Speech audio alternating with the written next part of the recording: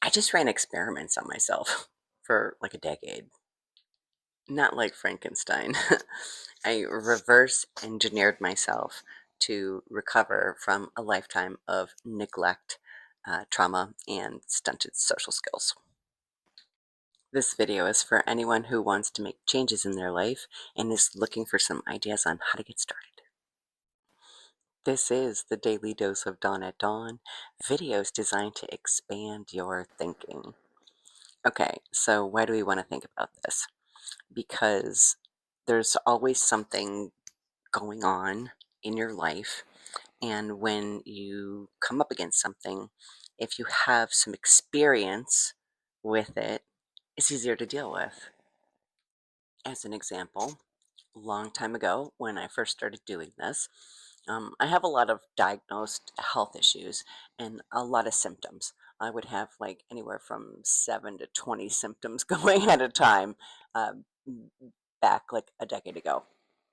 And I was always tired and always in pain. And when you only have the ability to focus on 17 things at a time, that's the brain's capacity, right? You can pay attention to 17 things at a time, and like 9 or 10 of them are ouch. That's hard. No sugarcoating.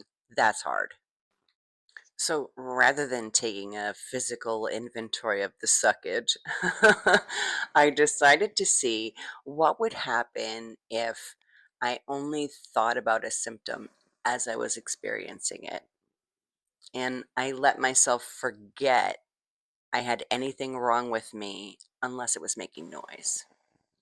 So this was back in 2019, and the video and end result video that came of this was, what happens if I don't think about my suffering? And I'll leave that video here. You can click and watch it. This little card. I'm not sure if it's going to show up on this side or this side. And I think you have to be on YouTube to see the card. So if you're in the blog, it'll be in the blog post, the link to watch the video. I'll put it at the end.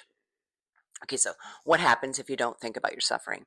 It's actually a really simple experiment to do. For the next 30 days, when you think about your suffering, say to yourself, no, wait, we can't think about that. We made a deal with ourselves that we're not going to think about our suffering for the next 30 days. So until April 4th, whatever day it is, when this drops, a month from then, we're not allowed to think about our suffering. And it's not denying that you are suffering. It's just not entertaining thoughts about it for a month to see what happens inside of your physicality if you do that. It's like a deal that you're making with yourself. I've been through a lot of suffering in my life. Like, I was picked on for like 7 years in a row as a small child, neglected by my parents, abused by people who were supposed to love me. I have a neurological disorder that's literally like torture. Seriously, sleep deprivation is used as torture because it's torturous. And this is why I say there's no strong like narcolepsy strong. I've had health issues. I was attacked by a dog, abandoned by my own child. Like, seriously, I know suffering on a level that most people can't comprehend. I also know that sitting inside of that would destroy me. I choose to thrive despite it all. Everyone has hard stuff.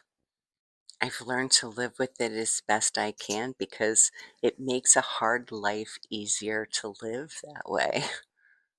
No faking, no forcing, just choosing stoically to thrive anyway. Emotional intelligence is a muscle. You can work it. Been watching some videos on Layla Hormozy. She's a wealthy business owner who shares her knowledge on YouTube like this. And she owns a bunch of gyms for a long time. And she said, "Oh, you're waiting for motivation to go to the gym? Well, I own 9 of them and have for years, and I'm still waiting for motivation to go to the gym."